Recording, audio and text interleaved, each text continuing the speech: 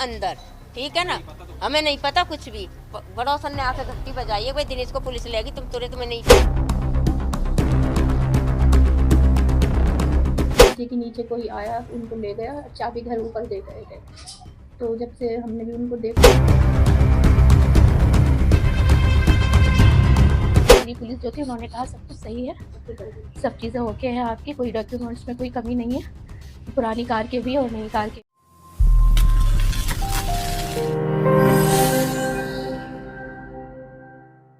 दिल्ली में हुए car blast मामले को लेकर दिल्ली पुलिस सहित राष्ट्रीय सुरक्षा जांच एजेंसियां एक्टिव मोड में दिखाई दे रही हैं। कार ब्लास्ट के बाद दिल्ली पुलिस गुरुग्राम के शांति नगर उस मकान पर पहुंची जिस एड्रेस पर गाड़ी का रजिस्ट्रेशन कराया गया था, जहां से पुलिस ने कार मालिक सलमान के बड़े भाई जावेद व उस मकान मालिक को हिरासत में लिया जिस मकान में सलमान अपने परिवार के साथ किराए पर रहता था।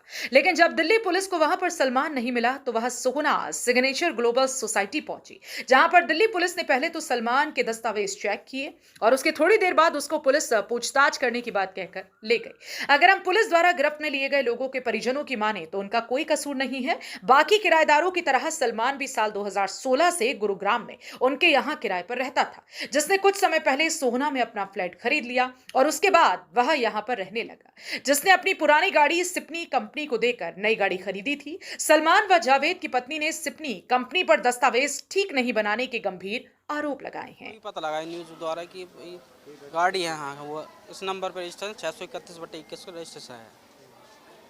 इससे पहले हमें कोई जानकारी नहीं थी। सलमान तो पहले 2016 के 2020 तक यहाँ रेंट पर रहता था, 4-5 साल से हम जानते थे उसको।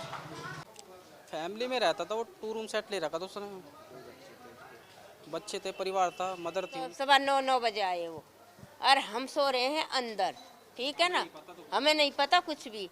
बड़ोसन ने आके घंटी बजाई है, भाई दिनेश को पुलिस लेगी, तुम्हें नहीं पता हो।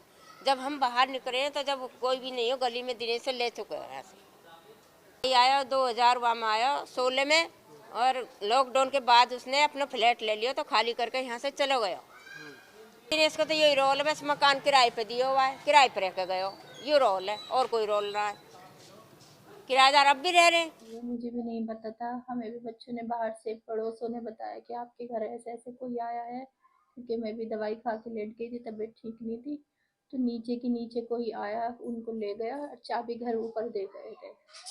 तो जब से हमने भी उनको देखा नहीं है, ना फ़ोन पे बात हो पा रही है ना कुछ। एक फ़ोन आया था बस सिर्फ, जब मैंने उनको 20-25 बार फ़ोन करे कि आप कहाँ हो, फ़ोन ले गया, कहाँ पे हो। तो बस उनको एक ऑफिसर ने ये कहा था कि बस कुछ इंक्वायरी करनी है गाड़ी की, सलमान के नाम की, और ये आ जाएंगे फ़ौरन। और जब से अब तक पूरी रात हो गई, ना वे आए ना सलमान भैया आए, कोई भी नहीं आए दोनों में से। वे कहाँ है कहाँ नहीं है हमें ये भी नहीं मालूम। ये तो रोल तो आप सुलझाएंगे ना, हमारी तो गलती नहीं है ना। ये तो कंपनी वालों की है, उन्होंने बेची दी। आपने उसने किसको, उसने पर पेपर में किस चीज़ की कमी हुई है, किसकी नहीं हुई, ये तो कंपनी करेगी ना।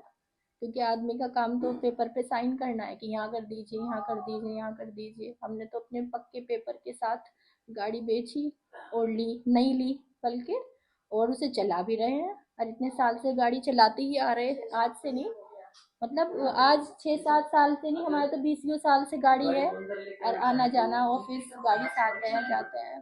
तो इसमें तो कोई, आप प्लीज़ कंपनी जाइए, उनसे पेपर की सही से जांच करवाइए, जो कमी पेशी हो बताइए बस, और उन्हें जल्दी से घर ले। नहीं, हमें कुछ नहीं पता लगा वो कहाँ पर है।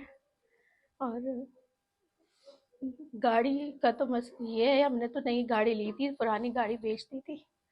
तो इसमें तो हमारा कोई मैटर है ही नहीं कि कंपनी को पता है, कंपनी को पता है। ये तो उसे पता होना चाहिए कि हमने तो, ग्राहक का काम तो यही होता है कि बेचना, और फिर हमने नई गाड़ी खरीद ली। हमने दिल्ली पुलिस जो थी उन्होंने कहा सब कुछ सही है, सब चीज़ें ओके हैं आपकी, कोई डॉक्यूमेंट्स में कोई कमी नहीं है, पुरानी कार के भी और नई कार के भी सारे डॉक्यूमेंट उन्होंने देखे, सब कुछ देखे, सब कुछ सही कहा उन्होंने कि सब कुछ सही है। और फिर थोड़ी देर में दूसरी पुलिस आई हरियाणा की, और वो उनको मतलब इंक्वायरी के लिए कि हम थोड़ी सी इंक्वायरी करेंगे, अभी भेज देंगे, अभी भेज देंगे। और अभी में इतना टाइम हो गया, अभी तक नहीं आए। जब हमने तो कार बेच दी, हम तो बेफिक्र हो गए भाई, हमने तो कार बेच दी है। तो कंपनी का कसूर है सारा, उनका कसूर है सारा, जो ऐसे मतलब उन्होंने लापरवाही करी है इस चीज में। क्या पता उसने किसको बेची है, उन्होंने लापरवाही करी है, तो सारा कसूर उन्हीं का ही है, हमारा कोई वो नहीं। हम वो जो ऑफिस से आए थे, ऑफिस से आए और 5 ही मिनट बाद वो बैठे, मतलब पानी वानी पिया था उन्होंने, तो इतने में बेल बजी, इतने में देखा तो दिल्ली पुलिस आई है। क्या वो के पूछने लगे क्या बात है, क्या बात है, कहने लगे आप दरवाज़ा खोलो, हम दिल्ली पुलिस वाले हैं। हमने दरवाज़ा खोला, उन्होंने कहा कि ऐसे ऐसे कार का मसला है और आप कार दिखाइए अपनी। उन्होंने नीचे ले गए, अपनी नई कार दिखाई, उन्होंने सारे पेपर दिखाए, सारे सब कुछ पेपर वगैरह सब उसी में ही थे, सारे पेपर उन्होंने सही बताए, सब कुछ ओके है आपका।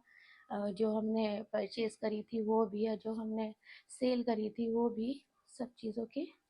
और उन्होंने कहा ओके ठीक है, आपके सारे पेपर पूरे हैं, इसमें कोई उसकी बात नहीं है। दिनेश के यहाँ मैं रहती थी पहले, वो भी बहुत अच्छे इंसान है जी, बहुत अच्छे हैं वो भी। और जावेद जो है वो मेरे जेठ हैं, वो इनके हस्बैंड है। कहना चाहते हैं इसमें हमारी कोई गलती नहीं है, सारी गलती कंपनी वालों की है, सारी लापरवाही उन्होंने करी है। अगर नाम नहीं हुई थी तो उन्हें नाम करानी चाहिए थी, तभी तो उनको देनी चाहिए थी। जो भी था पैसे वगैरह जो भी, पहले उनको नाम करानी, सारी गलती कंपनी वाली की है। इसमें हमने तो बेफिक्र होके दे दी, हमने तो गाड़ी कंपनी को बेची है। और जिस कंपनी का तो ट्रस्ट होता है कि कंपनी है बहुत बड़ी, स्पिनी कंपनी है, बहुत बड़ी कंपनी है, तो इंसान ट्रस्ट करके तो देगा ना कि हाँ उससे कोई हमारे साथ गलत काम नहीं होगा, कुछ ऐसा नहीं होगा हमारे साथ में। तो ये बात आप स्पिनी से जाके क्यों नहीं पूछते हैं कि ये बात स्पिनी से जाके पूछी जाए कि ये ऐसे कैसे हुआ है, ऐसे कैसे किसी को ऐसे बार बार गाड़ी दी गई है। सारी गलती स्पिनी की है कि उसने ऐसे कैसे गाड़ी किसी को दी है, सारी गलती स्पिनी की है। हमने तो बहुत बड़ी कंपनी को गाड़ी दी थी, ये कोई छोटी मोटी कंपनी नहीं है, ये ऐसी कंपनी है, आप सब इसको बुक करके देख सकते हैं कि हाँ ये आपको नजर आएगी कि स्पिनी क्या कंपनी है। आपको दिखाई दे रही ये तस्वीरें गुरुग्राम शांतिनगर व सोहना सिग्नेचर ग्लोबल हाइट सोसाइटी की हैं। तस्वीरों में आप देख सकते हैं कि गुरुग्राम स्थित दिनेश का वह मकान है जहां पर सलमान किराए पर रहता था और यहां से कुछ दूरी पर ही सलमान का भाई जावेद किराए पर रहता था। वहीं दूसरी तस्वीरें सिग्नेचर ग्लोबल सोसाइटी के टावर नंबर 3 की हैं, जहां पर सलमान अपने परिवार के साथ पिछले 4 सालों से रह रहा था। जिस मकान पर फिलहाल सलमान का परिवार मौजूद है, लेकिन उनको अभी तक ये जानकारी नहीं है कि पुलिस द्वारा पूछताछ के लिए हिरासत में लिए गए सलमान, जावेद और दिनेश कहां पर हैं। लेकिन देखने वाली बात यह होगी कि पुलिस पूछताछ के दौरान कार ब्लास्ट मामले में काबू किए गए लोगों को कोई संलिप्तता मिलती है या नहीं, और इस मामले में पुलिस द्वारा आगामी कार्यवाही क्या अमल में लाई जाती है। हरियाणा वरदान के लिए सोहना से संवाददाता विशाल राघव की रिपोर्ट। देश व प्रदेश की खबरों को सबसे पहले देखने के लिए हरियाणा वरदान चैनल को सब्सक्राइब करें, लाइक करें व शेयर करें।